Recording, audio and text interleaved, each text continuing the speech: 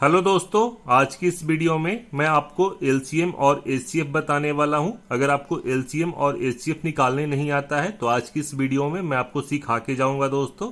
और फर्स्ट मैं आपको बता दूं कि एलसीएम का फुल फॉर्म क्या होता है। तो एलसीएम का फुल फॉर्म होता है लिस्ट कॉमन मल्टीप्लाई और एचसीएफ का फुल फॉर्म होता है हाईएस्ट कॉमन फैक्टर। एलसीएम को हिंदी में लघुत्तम समावर्तक बोलते हैं और एचसीएफ को हिंदी में महत्तम समावर्तक बोलते हैं दोस्तों। तो यहाँ पे मैं एक सवाल ले लिया हूँ, 24, 48 और 32 का एलसीएम निकालना है आपको। ठीक है, उसके बाद मैं आपको एचसीएफ निकालना भी बताऊंगा। तो इसे निकालना कैसे है, निकालने के लिए आपको करना क्या है कि यहाँ पे आपको एक लंबा सा आपको लाइन ले लेना है। तो यहाँ पे मैं एक लंबा सा लाइन ले लेता हूँ। उसके बाद यहाँ पे एक आपको हॉरिजॉन्टल लाइन ले लेना है। तो यहाँ पे मैं एक हॉरिजॉन्टल लाइन ले लेता हूँ।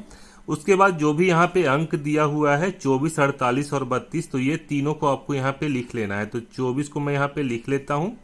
उसके बाद आपको यहाँ पे 48 को लिख लेना है। उसके बाद आपको यहाँ पे 32 को लिख लेना है दोस्तों।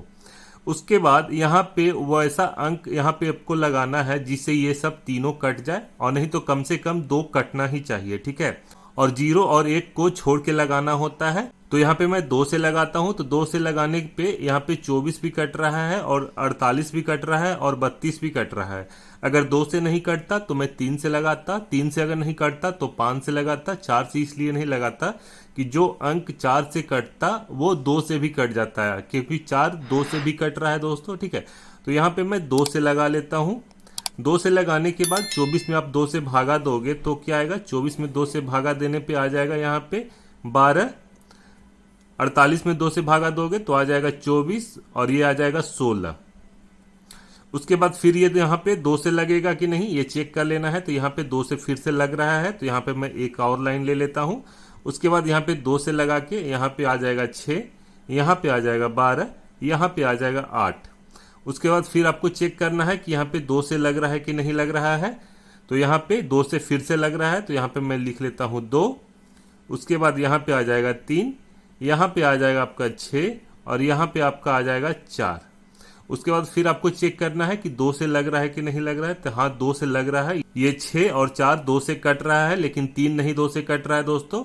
और यहाँ पे कंडीशन क्या था, कंडीशन ये था कि मिनिमम 2 अंक कटना चाहिए। तो यहाँ पे 2 अंक कट रहा है। तो यहाँ पे मैं 2 से फिर से लगा लेता हूँ। तो 3 की 3 बच गया। उसके बाद आप 6 में 2 से भागा दोगे तो यहाँ पे भी 3 हो जाएगा। उसके बाद 4 में आप 2 से भागा दोगे तो यहाँ पे भी 2 बच गया दोस्तों। उसके बाद अब आपको चेक करना है कि यहाँ पे 2 से कट रहा है कि नहीं कट रहा है। तो 2 से यहाँ पे बस 2 ही कट रहा है, लेकिन 3 से अगर आप लगाते हो तो ये दोनों कट रहा है। ठीक है, तो यहाँ पे मैं 3 से लगा लेता हूँ। तो 3 से लगाने पे यहाँ पे बच गया 1, यहाँ पे बच गया 1, उसके बाद यहाँ पे बच गया 2। ठीक है, उसके बाद अब ये किसी अंक से नहीं कट रहा है। तो अब हम लोग को करना क्या है कि यहाँ पे जो भी आपको दिया गया है और यहाँ पे जो भी बचा हुआ है ये सब सारा को आपको मल्टीप्लाई कर लेना है, मीन्स गुना कर लेना है।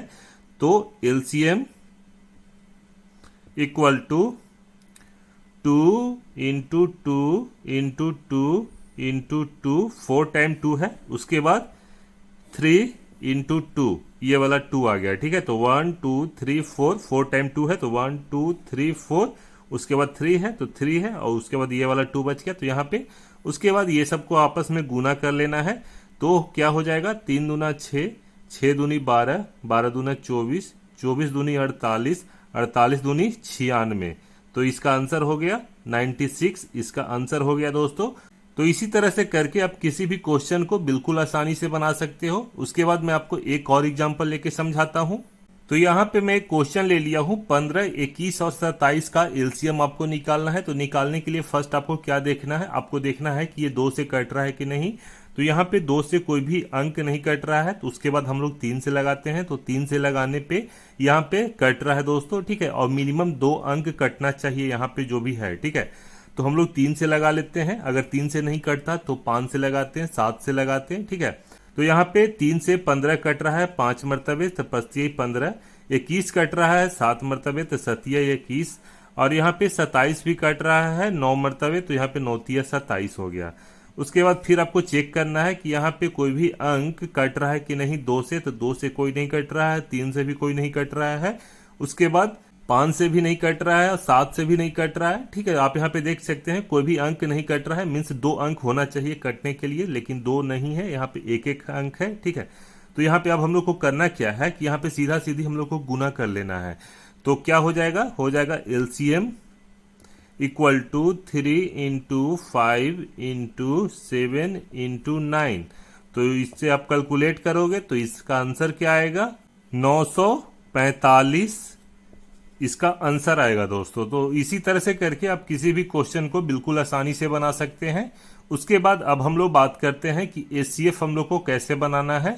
तो यहाँ पे मैं एक एग्जांपल ले लिया हूँ, 32 और 48 का एचसीएफ क्या होगा। तो इसे आपको कैसे निकालना है, निकालने के लिए फर्स्ट काम आपको क्या करना है कि यहाँ पे जो सबसे छोटा है उसे आपको देख लेना है और सबसे बड़ा है उसको भी आपको देख लेना है ध्यान से। ठीक है, उसके बाद यहाँ पे एक आपको लाइन ले लेना है दोस्तों। तो यहाँ पे मैं एक लाइन ले लिया हूँ।